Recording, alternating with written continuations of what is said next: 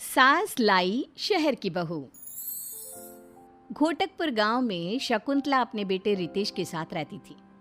रितेश की अब शादी की उम्र हो चुकी थी।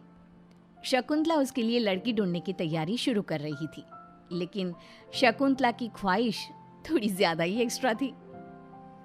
रितेश बेटा, मैंने सोच लिया है, मैं तो तेरे लिए शहर की बहू ही लाऊंगी। लेकिन माँ, ये सब।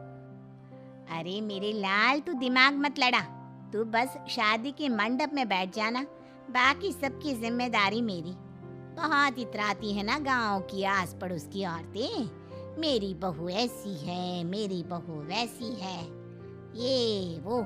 अब देखना, अपनी इज्जत को बढ़ाने के लिए कैसे मैं एक शहर की बहू को लाती हूँ घर में। ठीक है माँ, वो बात तो समझ में आई, लेकिन आप एक शहर की बहू लाओगी कहाँ से?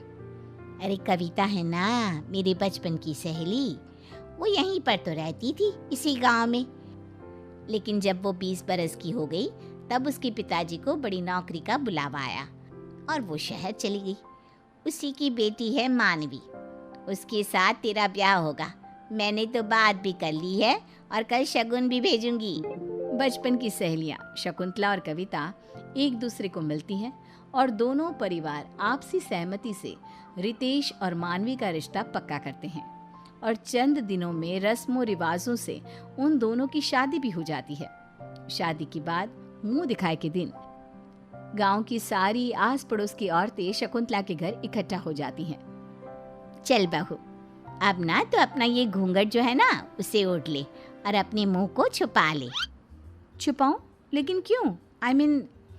मीन विन कुछ नहीं बेटा, तू वैसा कर जो मैं तुझसे कहती हूँ। अरे अगर तेरा चेहरा नहीं छुपाएगी तो कैसे करेंगे मुंह दिखाई है? शकुंतला मानवी के साथ हॉल में सबके सामने आती है। जब सभी मानवी का चेहरा देखते हैं तो सारे आश्चर्यचकित रह जाते हैं। अरे वाह वाह, क्या बहू लाई हो शकुंतला बहन, एकदम कोहिनूर। हाय, किसी की नजर ना लगे इस कमल से चेहरे को। वाकई में तो बड़ी भाग्यशाली है शकुंतला, जो तेरे घर में एक शहर की बहू आई है। वही तो, रूप रंग और चाल चलन भी कितना सुंदर है मानवी बहू का। पढ़ी लिखी भी है और इतनी होनहार भी। मैंने तुम सबसे कहा था ना कि मेरी बहू लाखों में एक होगी। अरे वादों की बड़ी पक्की है ये शकुंतला। हाँ, मानवी के आने से घर वालों की नजरों में शकुंतला की और भी ज्यादा इज्जत बढ़ जाती है। रोज कई लोग उसकी तारीफ करते और बधाइयाँ देते हैं, लेकिन शहर की बहू के आने से घर में जो परेशानियां पैदा होने लगती है, अब शकुंतला और रितेश को उसका सामना करना पड़ता है। मम्मी जी, ये क्या है यार? क्या है यार मतलब? मैं क्या तेरी यार हूँ क्या? है तमीज वमीज कुछ सिखाई नहीं क्या कविता ने तुझे? आई डोंट नो, आप मॉम को ही फोन करके पूछ लो ना। और वैसे भी आई डोंट थिंक कि मुझे तमीज नाम का कोई सब्जेक्ट था। ओफो, अरे तमीज मतलब मैनर्स, वैल्यूज। ओह अच्छा, ऐसी बात है क्या? खैर ये सब छोड़िए। देखिए, मुझे ना अब कुछ अच्छा नहीं लग रहा है।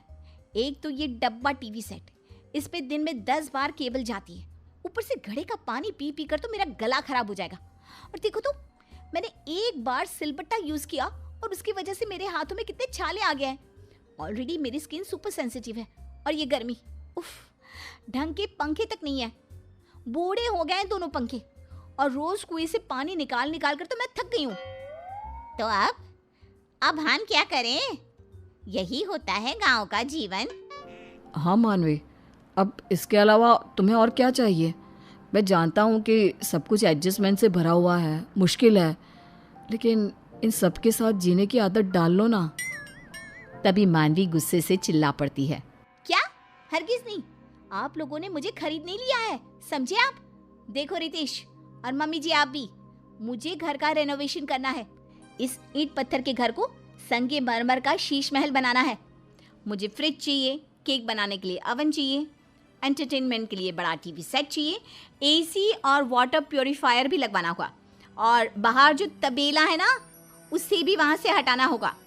अगर हम ये सब नहीं बदलेंगे तो गांव कभी नहीं बदलेगा। मानवी की मांगों को सुनकर शकुंतला और रितेश तो हैरान रह जाते हैं। अरे मानवी बहू, आज सुबह चाय की जगह कुछ और तो नहीं गटक लिया? ये कैसी बहकी हुई बातें कर रही है? अरे ये तेरी जो मांगे हैं ना, इन्हें हम कैसे पूरा कर सकते हैं? ना, हमसे ये ना हो पाएगा। अरे ऐसे कैसे नहीं हो पाएगा? आपको करना ही होगा। जमीन बेच दो, गहने बेच दो, जो करना है करो, लेकिन मुझे इस खटारा लाइफ को अच्छी और क्लासी लाइफ बनाना है। और अगर ऐसा नहीं हुआ ना तो मैं मायके चली जाऊंगी, शहर, अपने घर। अरे नहीं, ऐसा मत करो। अब मैं इंतज़ाम करता हूँ, तुम्हारी सारी मांगे पूरी होंगी, तुम बस थोड़ा वक्त दे दो। ओके, लेकिन रिमेंबर, ये थोड़ा वक्त कहीं ज्यादा वक्त हुआ ना तो फिर इसका अंजाम बहुत बुरा होगा। मानवी गांव में भरे बाजार में बाहर जाते समय वन पीस और वेस्टर्न कपड़े पहनने लगी, जिसे देखकर सभी उसकी निंदा करते और बुराई करते। अरे शकुंतला, कैसी बहू है तुम्हारी? सरेआम छोटे कपड़े पहनकर गांव में घूमती रहती है। तुम्हारी नाक काटने का पूरा बंदोबस्त कर रखा है तुम्हारी शहर से लाई बहू ने। हमें तो लगा कि शहर की बहू है, होनहार, एकदम हटके होगी, लेकिन ये तो तुम्हारी इज्जत की नैया पार करने पे तुली हुई है। शकुंतला को इन सब बातों का काफी बुरा लगता है और वो गुस्से से मानवी को चिल्लाती है। मानवी बहू, तुम्हारी अकल क्या घास चरने गई है? अरे माना कि शहरी हो, लेकिन जरा तो इज्जत का मान रख लेती मेरे और अपने पति का। क्यों? आपने तो बड़ा मान सम्मान किया है मेरी मांगों का। रितेश, क्या हुआ? तुम्हारा इंतजाम हुआ कि नहीं अब तक, या फिर अगले 7 जन्म बाद होगा? Bloody idiot people. गांव के लोग ना गांव में ही धस के रह जाएंगे। और रही बात मेरे छोटे कपड़े पहनने की, तो गलती गांव वालों के नजरिए में है, मुझ में नहीं। मेरा मन जो चाहेगा, जैसा चाहेगा, मैं वैसा ही करूंगी।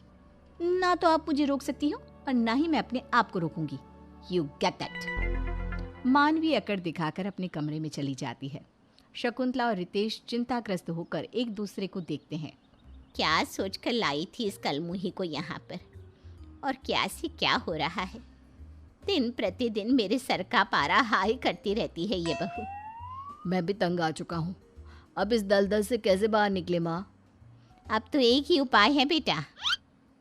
दिन ब दिन मानवी धीरे धीरे पूरे घर को बर्बाद करने लगती है और वो क्लेश के सिवा और कुछ नहीं करती। फिर एक दिन अचानक से रितेश और शकुंतला मानवी के सामने कुछ कागज रखते हैं। अरे ये क्या है? कौन से पेपर्स हैं? अपनी जमीन मेरे नाम कर रहे हो क्या? I knew. आप लोग हो भले ही गांव के, लेकिन पैसा तो जम के भरा पड़ा है आप लोगों की तिजोरी में। वेल, अपनी प्रॉपर्टी मेरे नाम करने के लिए thank you so much Ritesh and mummy ji. अरे बैल बुद्धि, जरा कागजों को हाथ में उठाकर तो देख, खड़े खड़े ही ख्याली पुलाव पका रही है। जब मानवी उन कागजों को अपने हाथ में उठाती है तब वो देखती है कि वो तो तलाक के कागजात हैं। ये क्या रितेश, तुम मुझे तलाक दे रहे हो? हाँ मानवी, मुझे तुम्हारे साथ और नहीं रहना। तुम माँ की सहेली की बेटी थी, अरे ज़रा तो मान मर्यादा का पालन कर लेती। शहर की बहू हो तो क्या हो गया, शहरी अंदाज में ही गांव की दुनिया को अपना बसेरा बना लेती। लेकिन नहीं, तुमने वैसा नहीं किया। उल्टा तुम तो हमारी ज़मीन के पीछे और अपने स्टैंडर्ड ऑफ लिविंग के बलबूते हमें ब्लैकमेल करने लगी। पता नहीं क्या हो गया था मेरे दिमाग को, जो मैंने तुम्हें अपनी बहू बनाने का सोचा। लेकिन नहीं, आज तुमने मुझे ये सीख दे दी कि बहू चाहे गांव की हो या शहर की, जो लड़की अपनों को स्नेह, प्यार और इज्जत दे, वही एक सर्वगुण संपन्न बहू होती है। व्हाटएवर। अच्छा है, मुझे भी बोर हो रहा था यहाँ पे। अब तो मैं डायरेक्टली एनआरआई से ही शादी करूँगी। लाओ पेपर्स लाओ। मानवी साइन कर देती है और इस तरह सास को अपनी गलत सोच का एहसास हो जाता है और आगे जाकर रितेश की शादी एक सुशील गांव की लड़की से होती है और वो अपना सुखी संसार गुजारते हैं।